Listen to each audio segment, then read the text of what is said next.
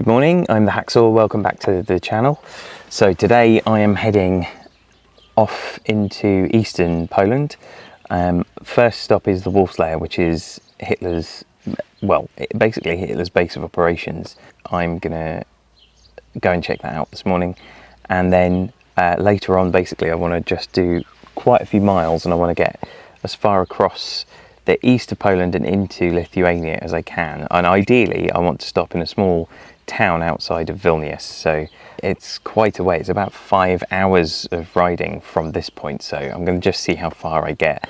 Hopefully, because it's early enough, I should be able to make quite good time and see if we can get over there. The place I stayed at last night was fine, it was nice enough. It's one of these other ones where everyone sort of talks about it as if it's luxury, and it was, fine. I had no idea if there was any breakfast. I've wandered around the place, it's basically dead, and there's nobody there, there's nothing happening. So I've just given up, and I'm just going to go and find some breakfast in a town that's about half an hour up the road instead. So yeah, let's go eat. See, this is what I was worried about. I took a wrong turn and now I've got cobbles on a sort of bendy road with a big camber and sand on the side. So if I get down to the end of this and I'm not in a ditch, then I've done well. Well, this is the Wolfschanze, so I did make it after all. You can see the bunkers that still exist are absolutely enormous. These things were very tall, and they were basically buildings inside buildings. So inside these was basically another building, usually made of wood, brick, and so on. You can kind of see the construction here, where one of them was destroyed. It was blown up by the Germans when they left in 1944, and they used something like 8 tons of TNT in one of them, and it still only cracked the outside, throwing concrete something like 30 feet into the air. They're just enormous, and it's incredible to see the scale of these things. The bunkers themselves, so Hitler's bunker and some of his chiefs were there, and then you've got these other buildings which were sort of barracks and things like canteens as well.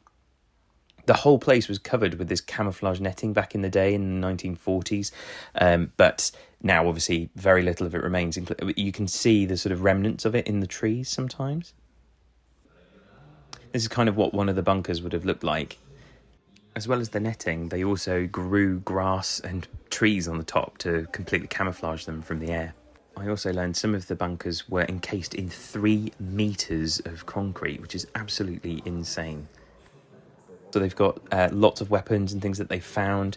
They also had to clear a load of mines from the site when they actually arrived, and there's a memorial to several Polish sappers that died trying to clear the mines from the area. It's thousands of mines around the outside of this complex.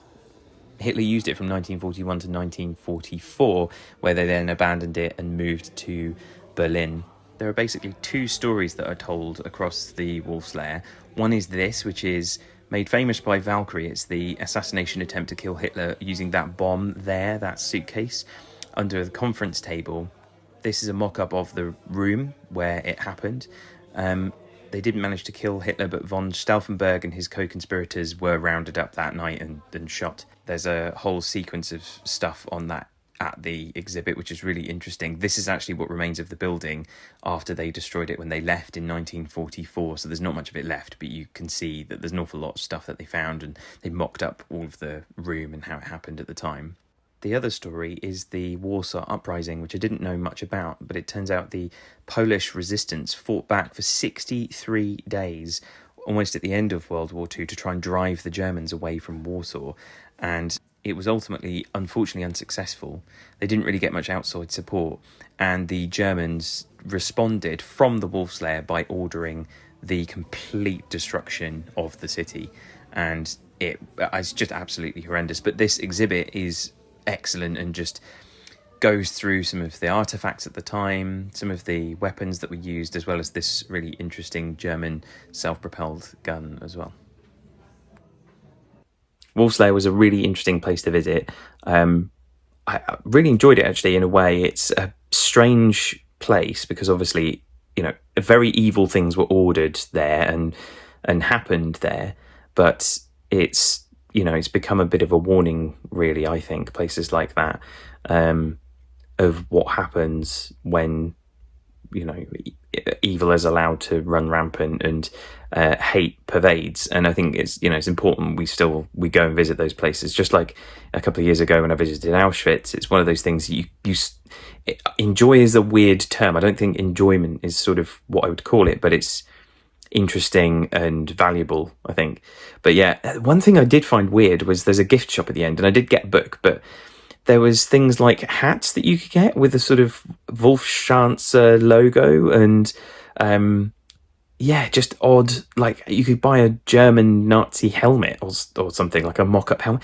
I just thought, that seems a bit odd to me. I'm not sure I'd want to buy a sort of Wolf's Lair logoed hat. That seems a bit dark, and although it's better than what they would do in the UK, which would probably be like you'd be able to buy like a little rubber with it on, you know, like a rainbow rubber with, you know, Wolf's Lair on it or something, and a little kaleidoscope.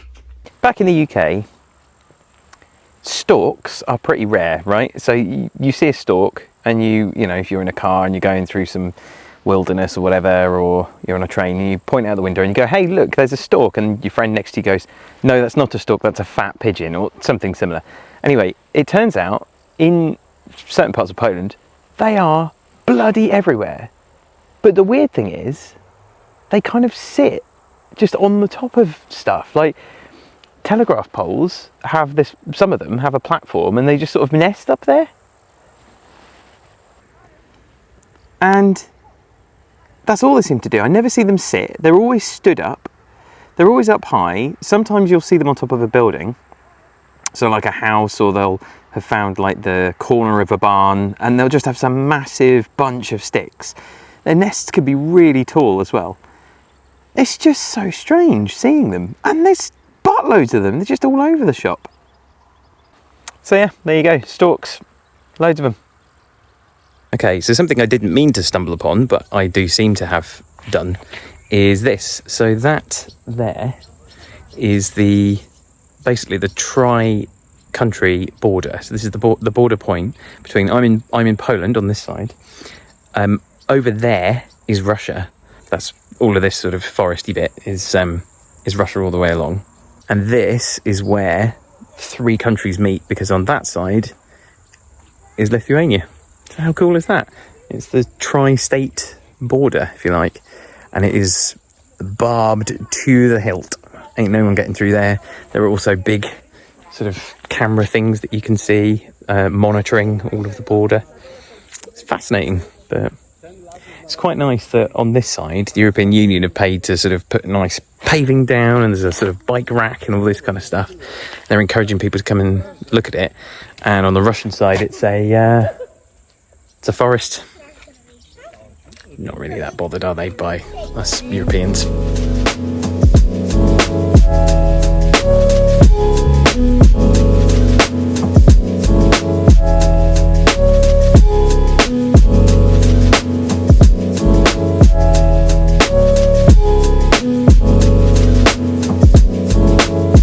Good morning from Trakai, just outside Vilnius.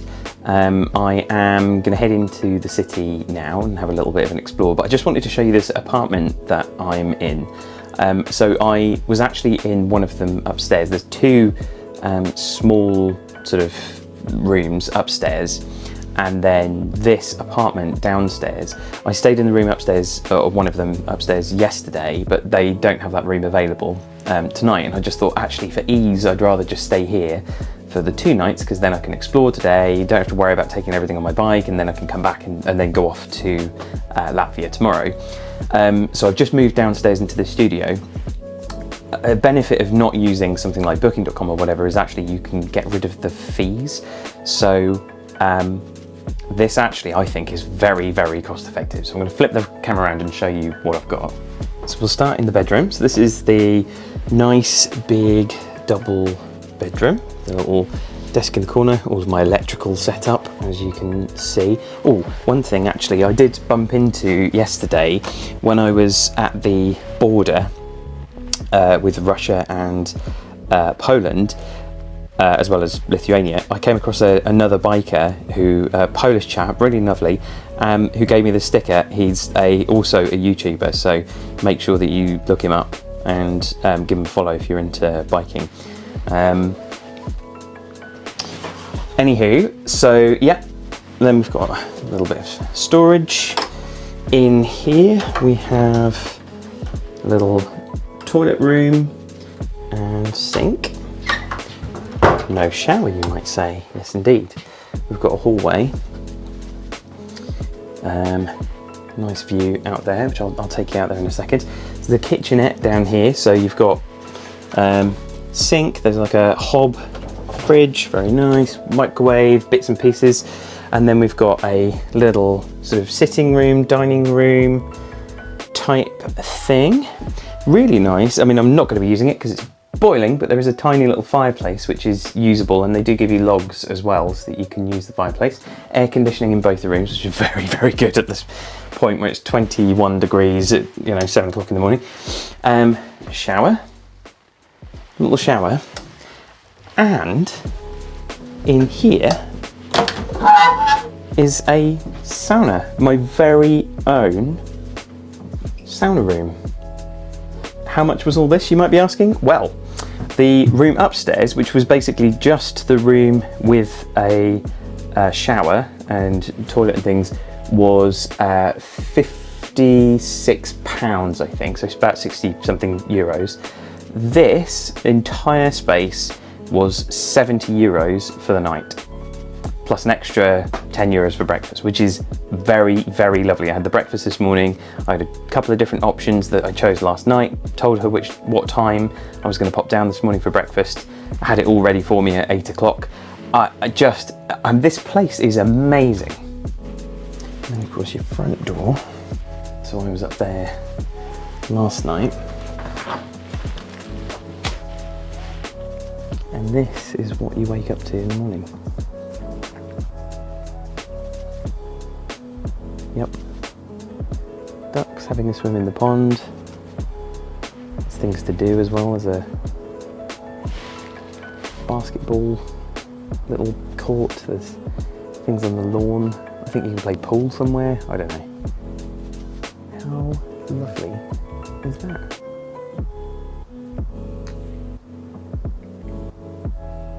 Anyway, enough of the faff. It's now basically 11 o'clock. I have just been messing around in this place for the last couple of hours because it's just so nice and I just really enjoyed chilling out. But I want to go in, see Vilnius. I'm going to go to the old town today, take a few photos and just have a bit of a chill really.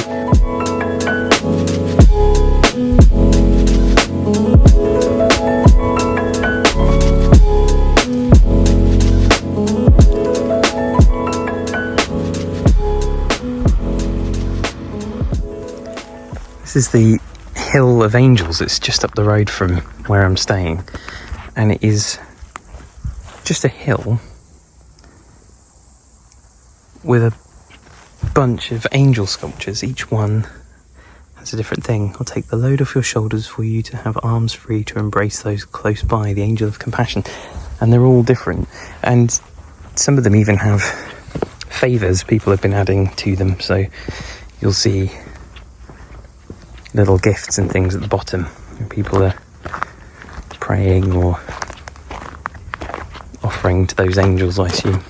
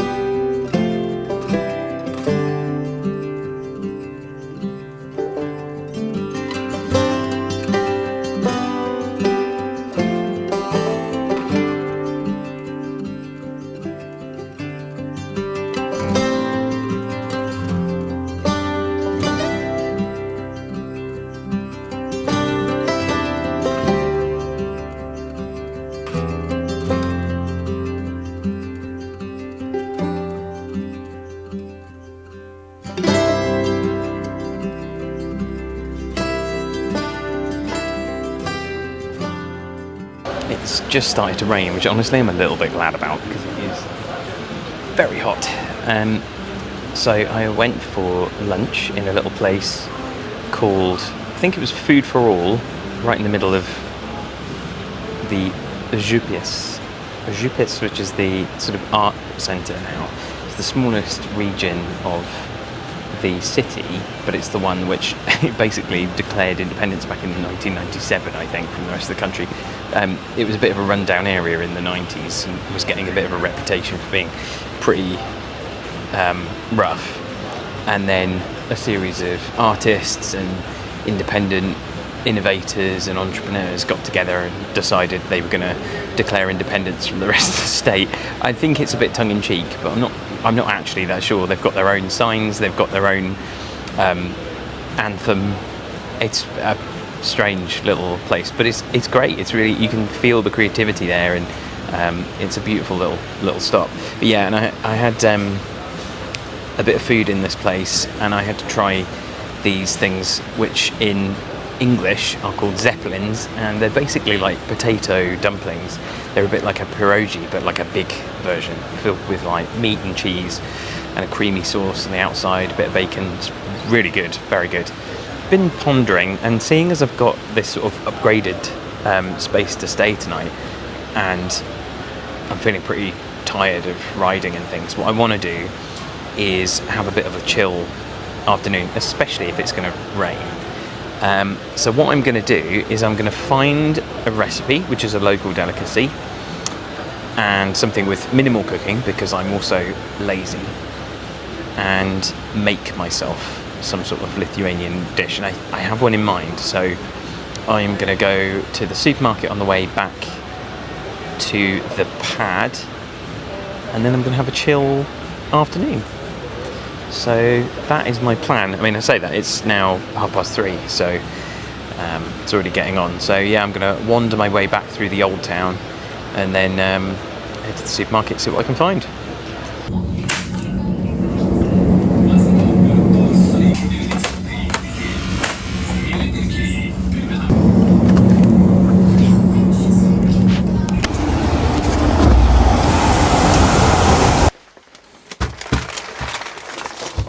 Hello. So I had the brilliant idea earlier of, instead of going out for food, I would make my own dinner tonight. The kitchen is very, very basic here, so I didn't really want to do any major cooking. So I have picked a recipe that requires no cooking at all. It's called Šaltibarščiai, I think, which I believe translates to cold showers.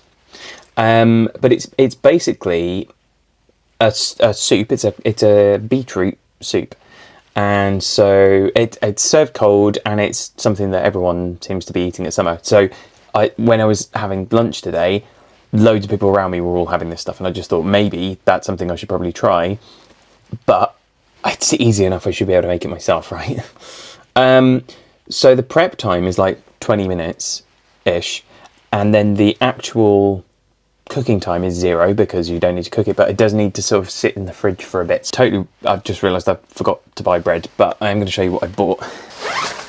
We have got, so this was recommended to me by a friend of a friend, who also has basically recommended pretty much everything that I've done in Lithuania, so thank you very much. This is sakotis, which is it's like a spit cake, so they make it on a spit, and it's a weird looking thing. It's kind of like a Christmas tree, so they actually call it tree cake. But yeah, so I brought one of them so that I can basically take that home. Hopefully that'll survive, but who knows. I've got all the ingredients that we need for the soup. So the first one is onion leaves, they call them, which is, I think, basically spring onions. Dill, very important. Kefir, which is a big ingredient in the soup. It's kind of the main one. And this, which is a pickled beetroot. You can make it apparently with fresh beetroot, and you can boil it, but I just thought, sounds like a lot of hassle. So this is pickled instead. I believe there's some apple in it as well or something. Yeah, it's canned red beetroots in apple juice, so I imagine that'll be all right, because that'll give it a bit of sort of tart flavour. Oh yeah, and there's one other thing, which is a cucumber. These are like I don't even know why they're so different to ours at home, but they are tiny cucumbers. You basically pick these up in any shop. They're all about this size. It's really odd. I tried not to pick up like too much so that I don't waste a lot. I sort of feel like this might be too much beetroot, but we'll see. But I think this is probably about right in terms of the amount of kefir that I need. So other things that I got. Now, I forgot to buy bread, but I did buy an emergency panini. This is in case everything goes terribly tits up. I have at least got something I can eat today. They've got these little things in a lot of Eastern Europe actually, but actually just a lot of mainland Europe, which are like, I don't know how you translate them, but milk bars. And I don't know if we do them in the UK. I think I'm starting to see them in Lidl and things, but they're amazing. And I don't know if it's just to get kids to eat their milk, but I'm eating more milk because they're freaking great. I love them. But yeah, and I haven't had these ones yet. These are the Kinder Choco Fresh, which looks like they've got some like hazelnut filling in them. But the ones that I've had are like Maxi something, and they're like, they've got all nuts on the outside. They kind of look like an old school Beast ice cream. I got some emergency breakfast biscuits just in case I get completely stuck at any point. I do have an emergency croissant in the... it's ridiculous. Emergency croissant is such a first world thing to say, but anyway, I've got one in the boot of the bike, in the top box of the bike. But it is completely squashed, like so flat now. So I might just have to take it out and eat it at some point because it's not going to be the best thing ever. But I figured this is a bit more of a rigid box, at least it might survive, and I'm going to stick it in the side pannier instead. It's just in case I get completely stuck. I was here 2 days ago, really, or yesterday in fact, really late, and almost didn't get to eat. So if I've just got something on the bike at least that I can eat, that would be good, just in case I get completely stuck. And then the other thing I found were these lemon wafers. I love wafers, and again, you don't get them that often in the supermarkets in the UK, like these sorts of things, and I just figured I just had a bit of a taste for it. From a bakery in the middle of Vilnius, really nice looking bakery, and it is a donut, they tell me, that is made of cream cheese. There's no filling in it, but it's like a cream cheese donut. So I figured I'd give that a try. And yeah, there we go. So I'm gonna get cracking, chop some stuff up, mix it all together, soup, put it in the fridge, go and have a shower and watch some telly or something, chill, and then see what it's like. Fingers crossed. The other thing I forgot is you meant to put eggs in it. So not in it, but you boil the eggs and then you serve it with eggs. I just didn't want to buy 6 eggs only to have like 1 or 2 eggs. I just thought it was a bit of a waste, so I'm going to do it without eggs. But yeah, it was just a bit of a shame. I was looking as well for just some boiled eggs, but you can't just really buy 1 boiled egg here. Like you can sometimes in like Tesco back in the UK. Sometimes they do them as a snack pack or whatever. I couldn't find any. So yeah, I'll have to do without.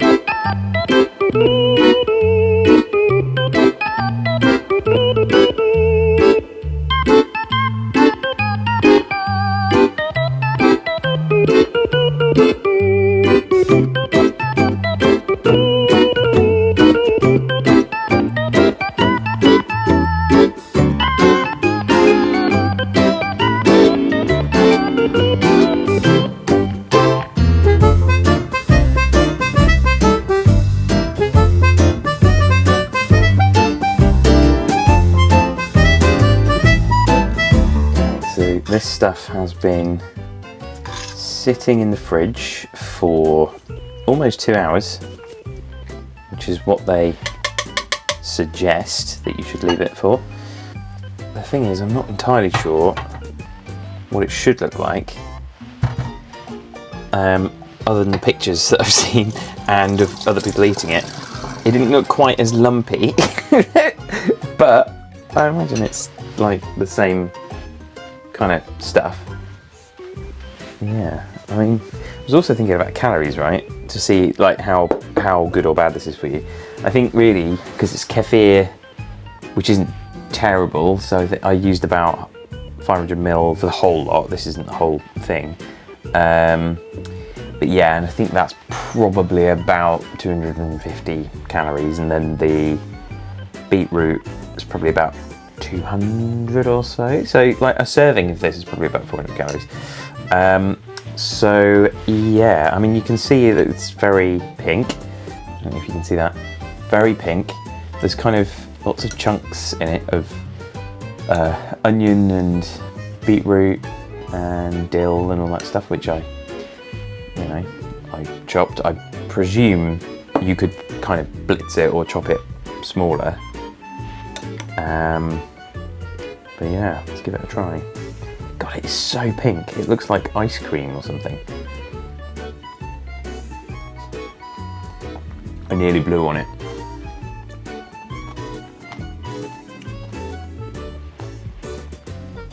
I mean,